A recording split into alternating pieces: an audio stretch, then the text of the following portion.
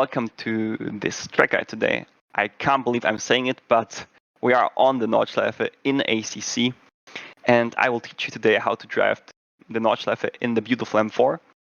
My name is Gregor Schill, and I'm a professional sim racing driver for the BMW M4 competition. And without further ado, let's jump onto the track. So, approaching now the start of the lap. We start from the Nordschleife, so we have the right reference point for turn 1. And without further ado, let's start the lap. Now on the GP track. And yeah, I can't believe I'm saying it, but I'll take you now on a lap around the Nordschleife in ACC. So, for turn 1 we brake just where the pit X line does this kink. Down into first gear, tight line, use the drop. Early turn in, don't take too much curb there at the apex. Maximizing now the track on the left, braking slightly, carrying the speed on the power, braking again for the right-hander, using the camber of the road, early turn, early throttle application. Now for the hairpin, we brake just after the zebra sign, point the car into the corner and drive a nice double apex early on the power as soon as the corner starts to open up. Then for the Schumacher S, drive onto the curb, small lift when you drive off the curb to get the rotation done, and then as quick as possible back onto the power. For the left-hander we brake just after the bridge, using a bit of the curb on the inside. Also here early on the power, bring the car as quick as possible over to the left side. Turn in, wait, patience, and then as soon as you know that you can open up the steering, you just floor the car. So far so good. Now for the quick chicane, we brake at around 70 meters. Early on the power, maximizing the track here on the left side, going over to the right side and then staying here tight. That's really important because on the right side, if you go too far, you have a lot of bumps. So we're just braking after the wall there on the left side on the apex. And yeah, we're already on the Nordschleife. For the following right-hander flat out, open up the corner as much as you can from the left side. Now for Hatzenbach, 2-stage braking. 1 downshift, coast, 1 downshift, third. On the power, here in Hatzenbach, use your throttle and brake slightly just to get the balance right and to help with the rotation. Over to the left, brake, patience, and then as soon as the corner up, we just floor the car. Now for Flugplatz. Depending on the car, it's flat out or not. Let's see. Can we make it flat out or do we need to lift? We had to lift a bit.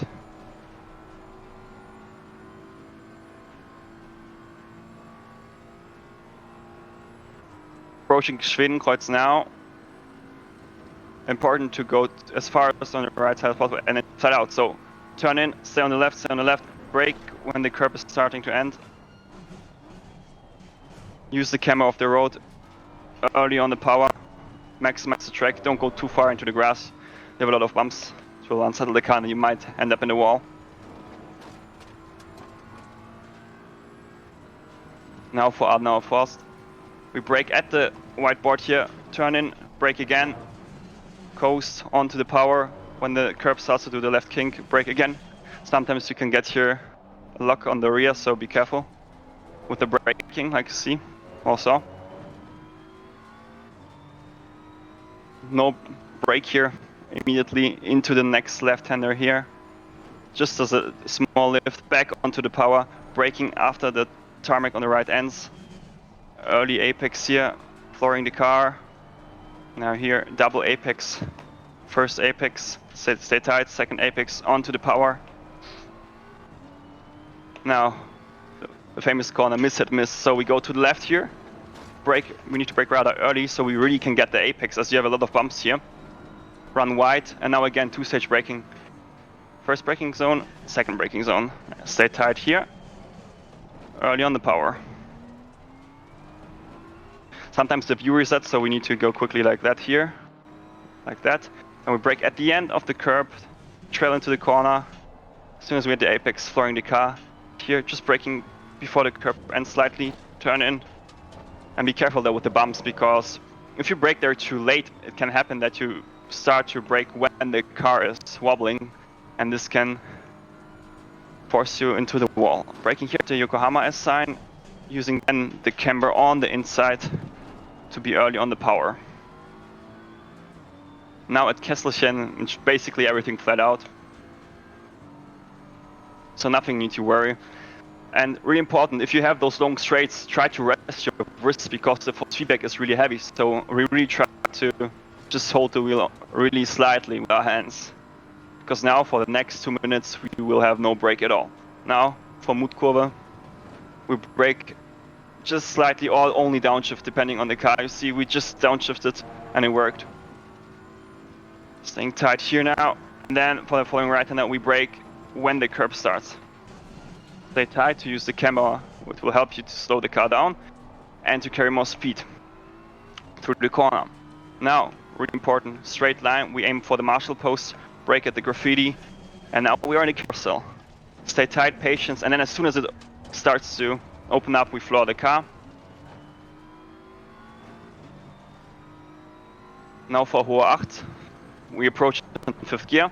We start to brake slightly in the 4th gear, back onto the power, staying in 4th gear, downshift in the 3rd. Sometimes you need to brake harder depending on the speed you are able to carry. Now for Wippermann, it's all about throttle modulation and helping the car to go over the curbs.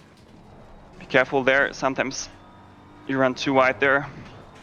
Braking here just slightly to get the car into the corner. Bring the car back onto the right side, again just slightly onto the brake to get the car turned in. Same applies here. And now we are at the famous YouTube corner. Flick the car, again just slight braking application onto the power. Downshift now here into 3rd gear. A nice curve.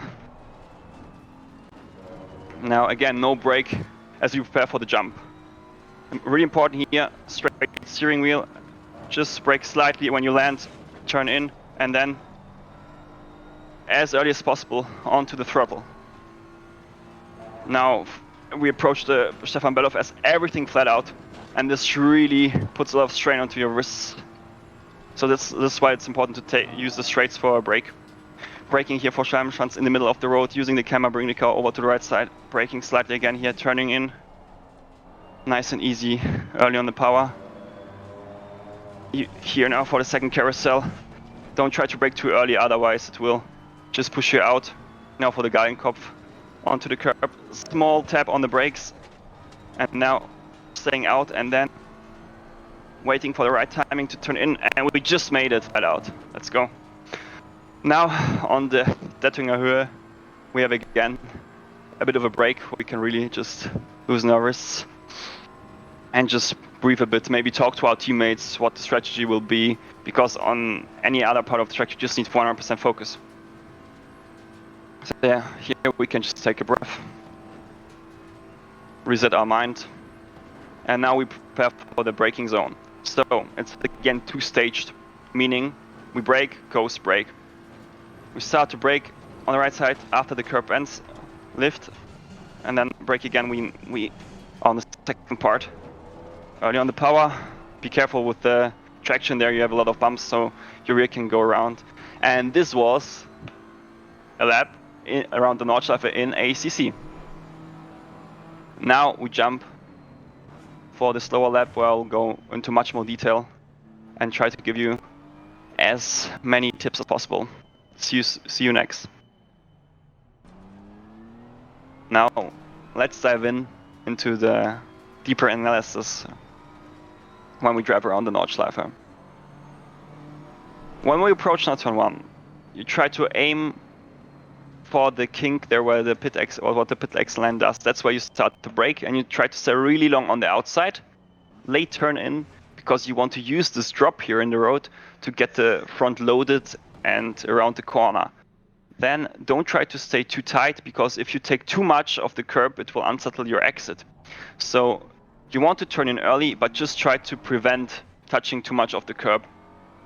When we now arrive here for turn 3, I think it is now, we brake just after the concrete starts on the right side, carry a lot of speed early on the power, and we run quite a lot wide here on the exit.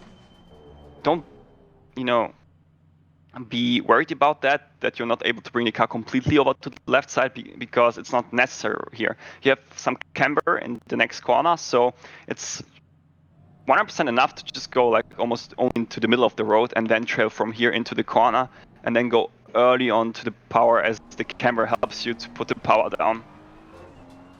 When we go now for the hairpin, we try to brake after the DECRA sign there on the left side, and it's two-staged in the sense of the direction we go. So we brake first in a straight line like that, and then we flick the car into the inside of the corner, and then we brake again, you know, with the straight steering wheel here, as you see,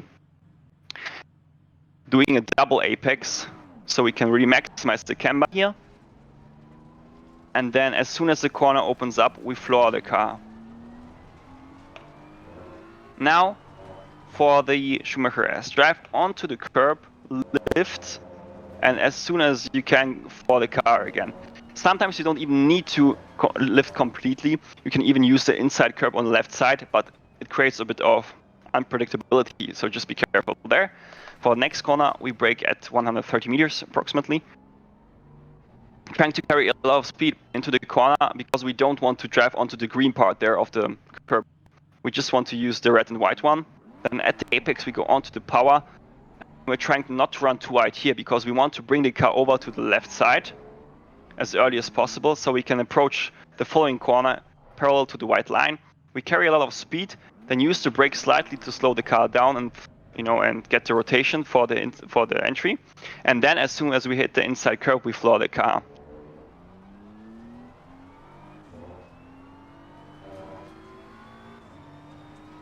Now, for the quick chicane, we brake at around 70 meters, depending on the car, using all the curb here. Be careful with the yellow one here. You can't cut it completely, so you only can really drive onto the red and white part. And then here, you can use the entire road. I mean, you don't have this Ludwig tether like on the normal GP track, but it's still bumpy, so you don't want to run too wide here on the entry because you won't be able to take then the second part flat of the chicane. So this is why you need to still have like a good entry into the chicane and then maximize the curb on the exit also here on the inside. Then on the exit you can run wide on the curb, but you need to bring the car really quick over to the right side and brake early as you think for the following entry of the Nordschleife. Because if you are just slightly too late on the brakes, what happens is you run too wide and you will never be able to recover because the corner is also banked. And in addition to that, on the right side of the track, you have a lot of bumps. So if you brake just slightly too late and run wide, you will lose seconds, to be fair. This is why I would recommend you to brake rather early, but then you will be able to stay tight around here. And then you're also able to apply the power down really early. Be careful with the bumps here in the road because they can unsettle your car and then can lose traction. So always have this in your head. Now for the first corner on the Nordschleife, left-hander here, we try to flick the car before we start to brake here onto the, let me go into the free cam here, just onto the right side. So we can open up the corner even more. But bear in mind, if you do that too early and you don't know really how, let's say, big your car is, it can happen that you drive against the wall. So this needs a lot of practice. Maybe if you're just new on the Nordschleife, don't do it, but for the last attempts, I recommend you to do it. So you go onto the right side here as much as possible, and then you need to already brake really early here. So it's not like you can brake here, that will be already way too late. So you basically have to brake just after you position the car. Now, for the left-hander here, you want to be carrying not too much speed because it's important to have a good exit as we have a pretty long distance now where we are full throttle. So this is everything full throttle, and to be able to do the following right-hander flat out, it's important that you approach it from the entry from the left side here. If you stay too tight on the right, you will end up here already in the wall. It's pretty easy. It also takes a lot of confidence, so don't put too much pressure on yourself if you can't do it flat at the first time. It's also, depending on the car, easier or harder. But generally speaking, don't just try to build up your confidence and then it will be flat out. just by itself, so to say. Now, approaching Hatzenbach. It's a two-stage braking zone, meaning here, just basically 50 meters around or before the left curb there, we start to brake from 5th gear into 4th. Car shut down. That's cool. We brake, reduce the brake here again, have maybe even a bit of a coast phase, and then brake again into 3rd gear. And then when we arrive here on in the right-hander, we try to cut the curb and be on the power here. Be careful there with the wall on the left side. If you carry too much speed and with the bouncer over the curb, you can end up really easily there. As it's also a newer laser scan than you have, from example, from iRacing or the ACC AC1 version, this section is a bit different to drive, just so you know. Then here, the left-hander, we try to again use the camber of the road to drive it flat out. If you're basically have not the best exit of the previous corner, you can use like a small lift here to get the car then back into the right position. So in this entire section, it's all about using the track characteristics to your own advantage and your throttle and brake modulation to get the car rotated as you want. Because every time you brake here, now in the next 4 or 5 corners, you never brake completely or to 100%. It's just about really using the brake to rotate the car and not really to slow the car down. So when we arrive here, we are on, let's say, 120, 150 kph around, using here the right side curb here as much as we can. Be careful, don't drive onto the grass, it will bounce, the car will bounce completely off. And also when you use then the brake here to get maybe the front hooked into the following left-hander, try to wait till the car recovered the bounce, because if you do the brake while the car is basically going downwards and pitching, it can happen that you will bottom out and maybe lose the car, get some understeer and go straight. So always try to be aware of that when you are in that part of the track. Other than that, we try to go on to the power here at the apex. And when we're talking about the way how we want to brake for this corner, it's mostly just like this, a small brake tab on the entry just to get the front into the corner. Then onto the power, maximizing the curb here on the right side and bringing then the car immediately over as the braking point for the following right-hander is earlier than you think. It's around, again, 50 meters before the apex curb, so to say. And as you maybe already realized, because it's such a,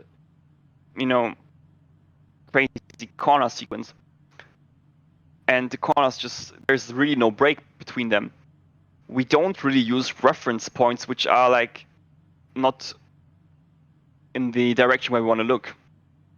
So we try to use always reference points which indicate already the direction where we want to go. So again, my reference point in that case is, the inside curb, and not, for example, the 3 km board there. Because if I would look at the 3 km board, and when I start to brake, I would be already, past the corner. So this is why, generally around the Nordschleife, as a tip from my side, try to always look ahead where you're going, and then use reference points which are also following this line of your eyes, so to say. So never try to look to the left, although the corner goes to the right in that sense. And then we're able to go also here, use a late apex onto the power. Don't cut too much off the curb because it has not the same amount of grip as the tarmac, and it can spin you really easily around. Now for Flugplatz here, pretty simple. Go onto the left part here. Some cars it's flat out in quali, some cars not, depending also on your confidence. Then if you need to do the lift, you do it on the entry, so at that part, and then you can floor it. Be careful with this apex curb. If you take it, it can just throw you completely off. So I would rather recommend you to not take it. And as you also see here, you again have some camber at the inside of the track. So as long as you use this camber, you are safe. As soon as you are not in this area, you will understeer off into the grass and maybe the wall. So always keep that in mind. The camber of the road is your friend. And this applies generally around the entire track. This flat out. Now for Schwedenkreuz. As I said, pretty simple. Approach from the right side, flat out. And then we start to brake here on the left side where if we go out quickly, I can show it to you there again. You see here where the curb is ending, that's where you start to brake. You stay straight really long, and then you turn in again, use the camber. If you're here on the inside, you can floor the car really early because of the camber. And then we go into the famous Fuchsröhre. This is everything flat out. And now we approach the Adenauer Force. So you see the white board there at the top here on the right side. This is, you approach the corner in 6th gear, then you have a small braking application, go into one downshift into 5th gear, and then back on the power immediately over the curb here on the inside as you want to stabilize the car. So you're on the power here, then you start to brake again. When you go onto the throttle here, your braking point is essentially here where the kink, or where the curb on the left side does the kink again, and the braking direction is straight, so you basically follow the curb, and when the curb does the kink to the left, you just stay straight.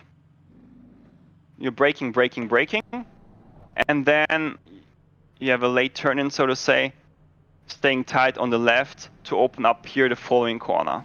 And be careful with the exit here, especially with TC off, sometimes the car can get quite loose. Exactly. Now, as we approach Metzgesfeld, it's pretty straightforward.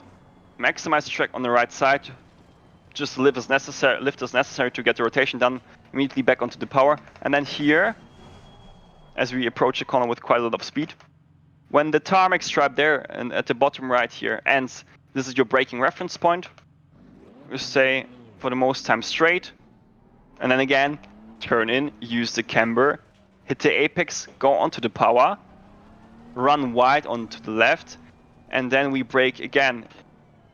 Of course, you could use this sign on the left, which says Stutzgefahr in German, but what I would rather recommend you to do is use again the inside curb here as a reference.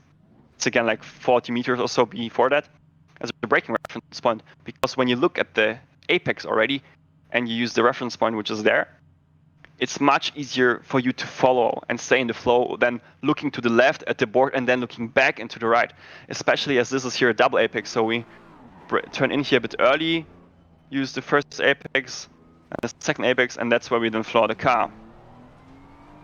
Now for Mutkurve. This part is flat out here, early turn and use the camber. I think camber is my most favorite word around this track and this time. Run wide, and then in 4th gear we brake just before the bumps here. Miss, hit, miss. You have 3 apexes, so to say, but the way you approach them is the first one you miss, the second one you hit, and the third one you miss, so to say. Because of that, you will run wide here. And again, we have a two-stage braking zone. So we brake just, about 50 meters before the Yokohama sign there. So this is our reference point this time. Reduce the brake here, and then brake again for the second part. Stay really tight, and then back on the power.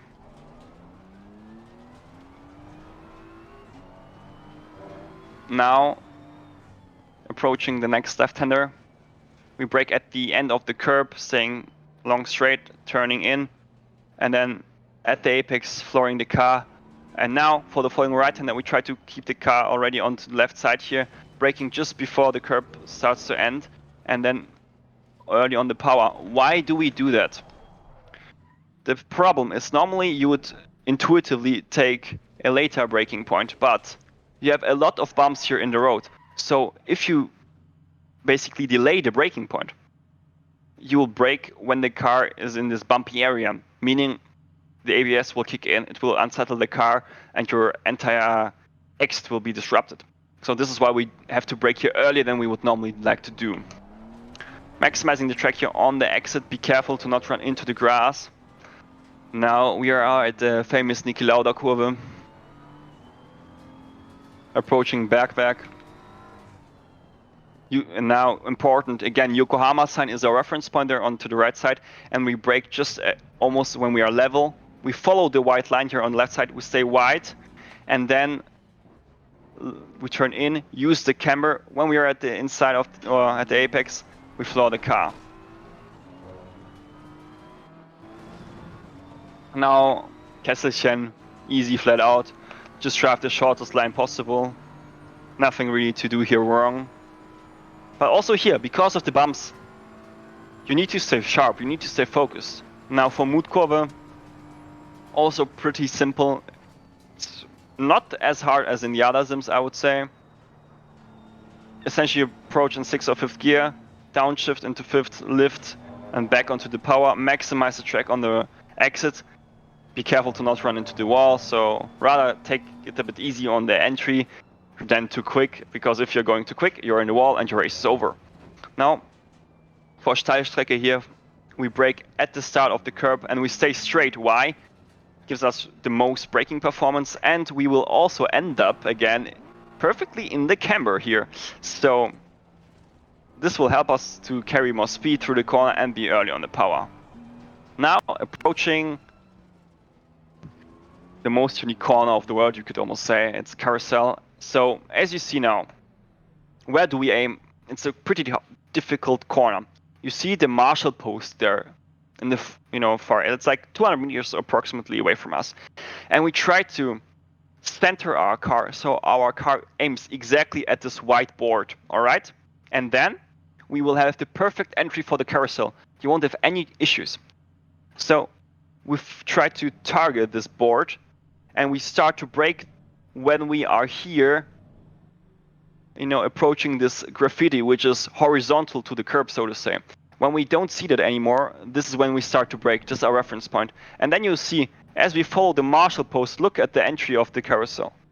We just get perfectly into it, and then it's all about managing the speed through it. Don't go too early to the power and too aggressive, because you will run wide and get out of the carousel. And then as soon as you see the camera opening up, you go on to the power.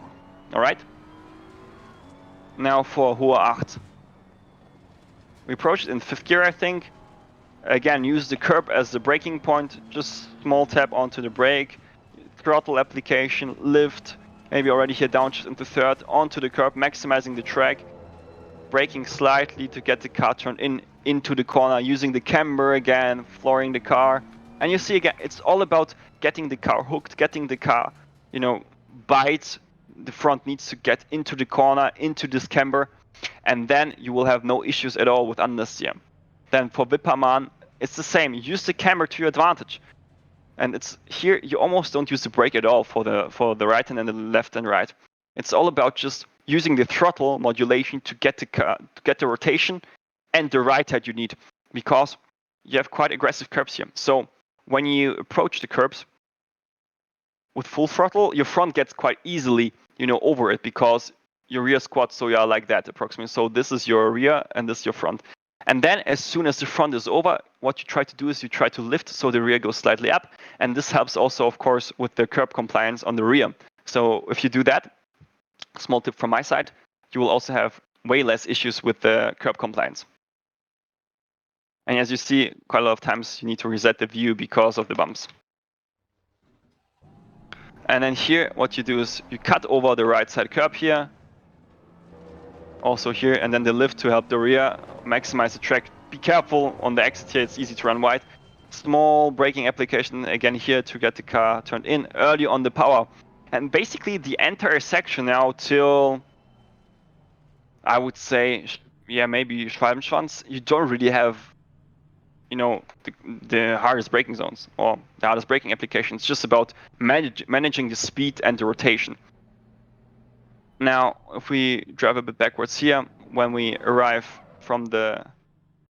Okay, so now here, as I drove a bit back, so just to symbolize or show you again what's really important about the section is, if you run wide here, it's all good. You have here some, curb extension, but you need to go really quick back onto the right side here. Use the brake to get the car again into the camber. I don't know how many times I said that word, but it's just true on this track. Then for the following right hander, maximize the track on the left side. Just touch the curb again, the brake slightly to get the car slowed down and into the corner early on the power, as we arrive now at the YouTube corner, onto the curb here. And bit tricky now here, the braking, because it's really just soft on the brakes, but what is hard also about that part is you have this curb, on this part of the curb, which is all good, and then it closes, and then you still have this triangle, so to say, and what you do is you try to come from the curb here, flick the car slightly onto this triangle, so you're still maximizing the track, and then when you are here, that's where you brake slightly, get the car into the corner, and then onto the power, you can maximize the track on the exit here. Traction is sometimes an issue, so be careful of that. And for ice cover, for the left-hander here, get over the right side as quickly as possible. Then you can use the first graffiti there, which says something like FLH maybe or so, as a reference point for the braking. And then don't wait too long with your turn-in, as fun fact, it's called ice cover because of understeer, like ice. So this is why you need to rather have a bit of an earlier turn-in, so you get into the camber and at the apex onto the power. Straight line your exit, use the curb here, no steering. And then as we approach here, the famous Pflanzgarten jump, we try to position us straight like that. Then we have the jump, and then we hit the ground, we just brake slightly, get the car rotated, and as early as possible onto the power. You are basically most of the time already on the power. Let's see, here at this kink here on the right side, that's where you're 100% already on the throttle, and from that point it's all flat out. Be careful here, this following left-hander, it's 100% throttle, of course, but be careful with the turn-in. If you turn in too early, you can end up on the curb here, it will bounce you off and you'll end up in the wall. So really try to have, you know, your eyes wide open when you are in the section, and don't try to, you know, get with your thoughts somewhere else, because if you do that and you have this slight delay in entry, you are basically done for the lap and you're in the wall and your race is over. Then here, downhill section, everything flat out. You try to approach the Beloff as the next corner here from the left side. Use the camera again as the indicator where you need to be in this section. And then for Schwalbenschwanz, the S, which is now coming, you brake in the middle of the road, one downshift, then onto the power, staying tight so you can open up the left-hander, braking early on the throttle and maximizing the track. Now, for the following carousel, you try to get your car here onto the curb, and then we use the curb on the inside of the corner as a reference, and it's again 50 meters or so before that where we start to brake. Try to get your car into the carousel. Don't go too quick. If you go too quick, you will, jump out of the carousel, the car will bounce, and you can lose the car really easy. So if you have to decide if you want to brake too late or too rather early, definitely go for early here. Be patient here, carry the speed, and then onto the power as the carousel ends. Then over here onto the left side, we approach the corner, again onto the curb because it helps with rotation when we drive off it. Small tap on the brake, if at all, to get the car turned, and then at the apex onto the power, run wide. It's blind, so be patient, but you still are flat out, and then turn in so you reach the inside, the camber, and then you are easy without any issues. Also on the exit, on the track and not on the grass. Alright, now the Döttinger again, we can have a break, chat to our teammates, what is going on, what's the strategy, do we pit, do we not pit, just rest your wrists, it's crucial. I can't emphasize this enough, like the past section, the last third of the Nordschleife is so hard on your wrists, really just loosen them up on the straight. Because if you do a race stand 1 hour, 2 hour, you need to do that. Your arms or hands will thank me afterwards. So now approaching Tiergarten and the Hohenrhein chicane, what do we do? It's all flat out. We follow the inside curb here, and then back into the also inside curb here, and then we start to brake just after the curb ends. Then we reduce the brake completely, because we have now this bump in the road here, as you see, the tarmac. Or you don't have also tarmac, it's just like this Astro, some type of Astro, or not even Astro. but it doesn't matter what it is. You don't want to really start to brake here, because you have also a slight elevation change in the road, and then your ABS will kick in, your rear will lock, and you will spin. So at that section, you're basically off the brakes, and then when you are on the tarmac again, that's when you start the second braking phase. Staying straight, and then second gear, turning in, using the curb on the apex, and then flooring the car. Minimal steering input here, just to not have any big impact from the bump. And this was, you know, everything you need to know when you try to drive the first time around the Nordschleife in ACC. And I hope you enjoyed this lap guide. Make sure to subscribe to Coach Dave Delta, so you have all the setups already available from day one for the Nordschleife. And really nothing else to say from me, just then it's such an amazing surprise and news that we have the Nordschleife in ACC. Enjoy it, and yeah, this was everything from my side. I hope you enjoyed the track guide, and yeah, see you around the next lap. Bye bye.